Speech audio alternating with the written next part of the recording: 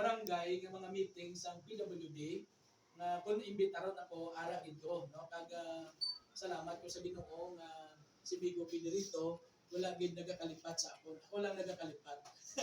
Bangod sa kasakuon bala. No sa mga nagliligan wala kita maka-attend diri sa inyong meeting bangod sa kasakuon kag may time man nga gakalipat man ko pero subong tanaan ko ni second Friday no alas 9 sa aga. Tandaan din na. No kag mangin ko na ko ninyo diri kada ninyo meeting. No sa diin magapaambit sa pulong sa Dios na amo ini ang iyang gin assign sa akon. Amo ning iyang gin design sa akon kabuhi ang pag-share sa pulong sa Dios, no? So sa sining aga mga kauturan kay mga kaabyanan no magapamalandong kita no sa pulong sa Dios. Nga sa diin mabasa kag kita naton diri sa Mateo kapitulo 12 bersikulo 15 tubtob sa 21 no nga hambal diri sa pulong sa Ginoo sang mabatian sang nahibaluan ni Jesus ang mga plano sa mga Parisiyo nagalin siya sa sadto nga lugar madamo nga mga tao ang nagsunod sa iya kag ginayo niya ang tanan niya mga masakiton kag gayon ang diri ginpananaman niya sila nga hindi magpanugid sa iban parte sa iya mo ning hambal ni sa sining mensahe agambal sa bersikulo 17. Katumanan ini sa ginsiling sang Dios paagi kay propeta Isaias, ari nga akong gipili nga alagad, palangga ko siya kag nalipay gid ako sa iya. Gamhan ko siya sa akon nga espiritu kag ipahayag niya ang mensahe, ang justisya sa tanan ng mga nasyon.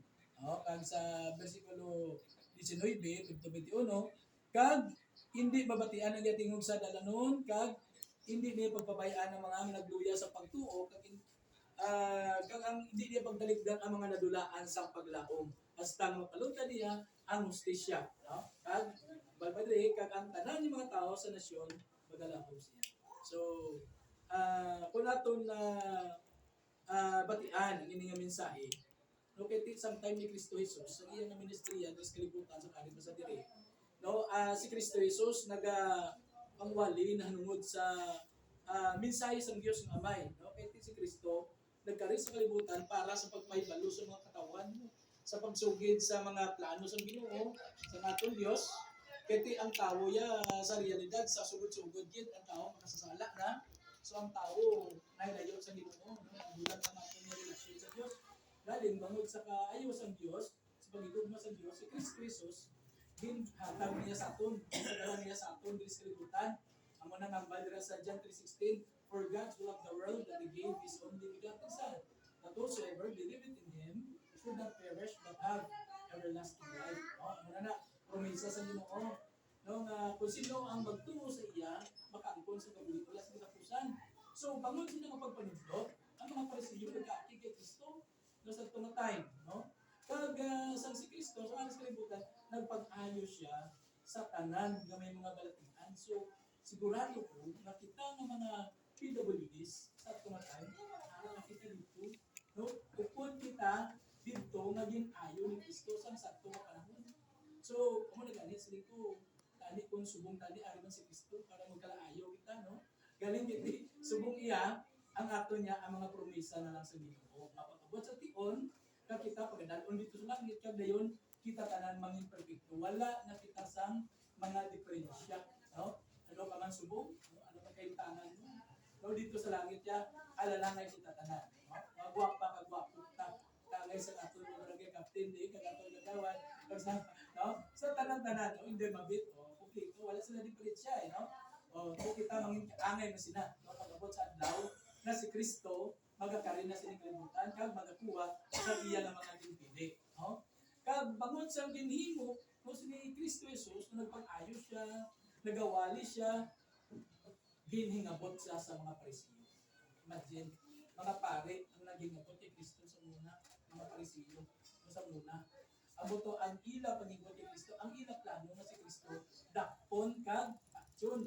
So bangod sa to, naibalon sa ni Kristo.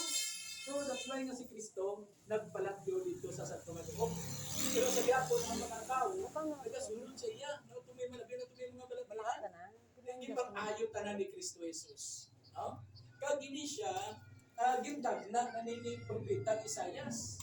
No nga ambal ni propeta Isayas sambal sa Dios kay propeta Isayas nga ari ang akon ginpili nga alagad, palangga ko siya.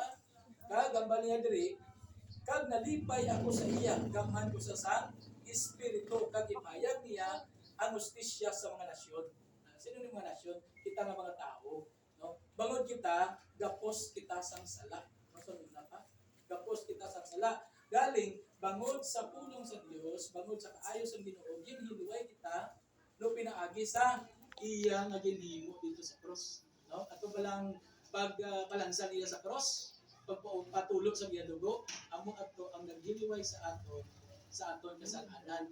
So mo ni ginpahayag niya sa tanan nga nasyon.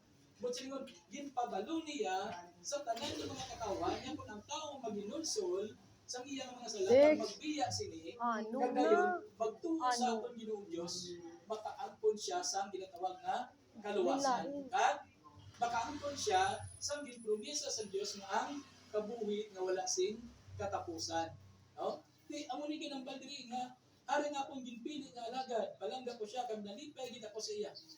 Yambal na sang Dios bangod niya si Kristo Jesus nangin matinumanon man niya alagad niya, no? Kaya si Kristo sa naras kalibutan nangin alagad sa sang Dios. Kaya siya ang nagawaragwag sa mayong balita, siya ang nagasugid sa mayong balita. Oh, nangin alagad siya sang Dios, nangin matinumanon siya. That's why nga palangga siya sa Dios amo man sa aton mga utod. No, kita diri subong, no, kung nagahimo kita sing maayo, kag ginablang aton ginahimo ginahimo ta para sa Ginoo, no, ang Dios nalipay sina, no? Kag ang Dios pasidungog sa aton sa pag-abot sa adlaw, no, nga siya karina sa sining kalibutan. No, kag ambal niya diri. Hindi babatian ang iya tingog sa mga dalanon, hindi niya pagpabayaan ang mga nagluya sa pagtuo. Kung talikdan, ang nadulaan na sa paglaom, butlingon niya ang Dios, nagaulikin sa aton. No? Nag-abot man sa aton kisa ang kaluya sa pagtuo, that's why kung kisa nagatunalaang kita sa paglaom, pero sa gyapon ang aton Dios nagapasalig nga hindi siya magpalayo sa aton.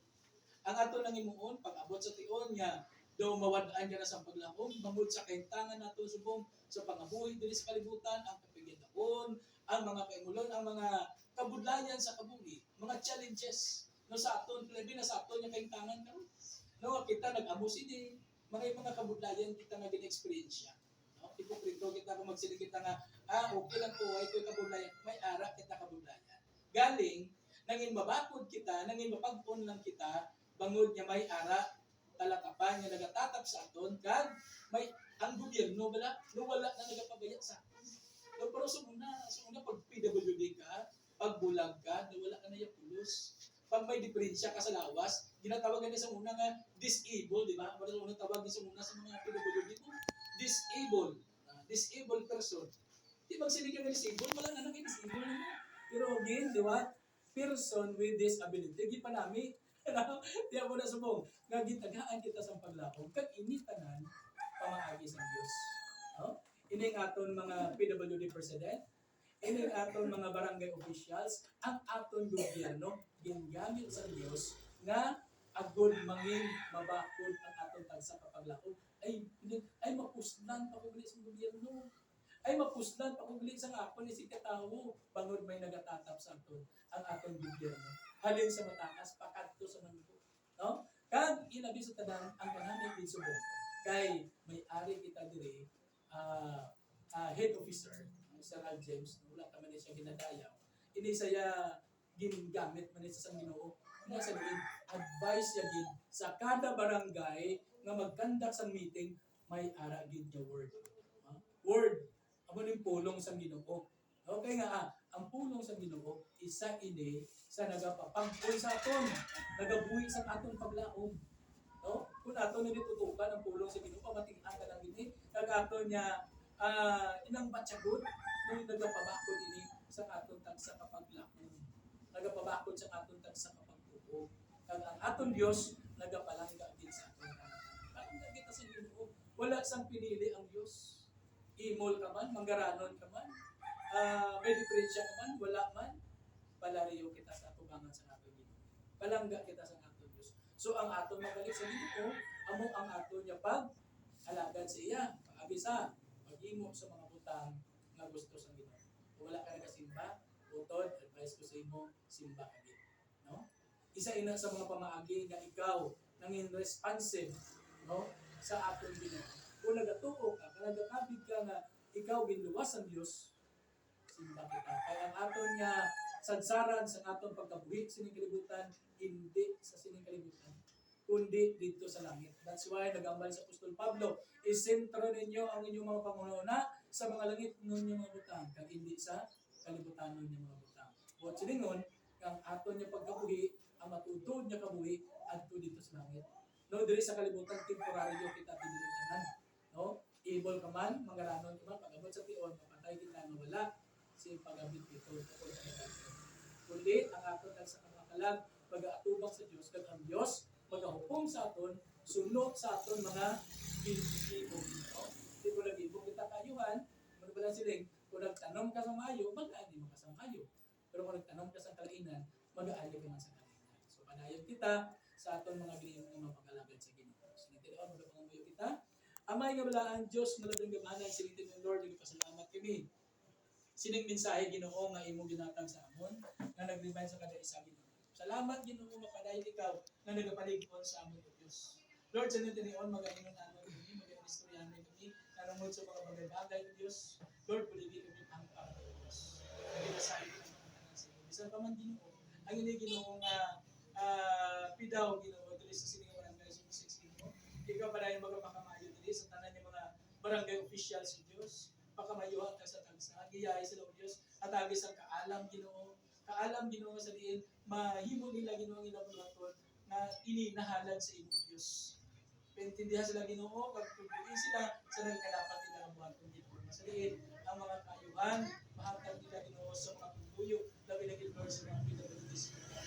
Isa pa Lord, ang PWD President sa niya pidaw Ginoo sa barangay sa Lord, ikaw magpakamayo siya, magagiya siya, maghatag pagit sa alam siya o Diyos pag dumala sa sinigin ng mga katawan niya. Lord, pinasali pinakalitan sa imo, naginahatag ang mas tanan yung mga pagdayaw, pag-imaya, pagpasalamat sa ngalan ni Jesu Kristo, mga mamanluwas. Amen. Good morning.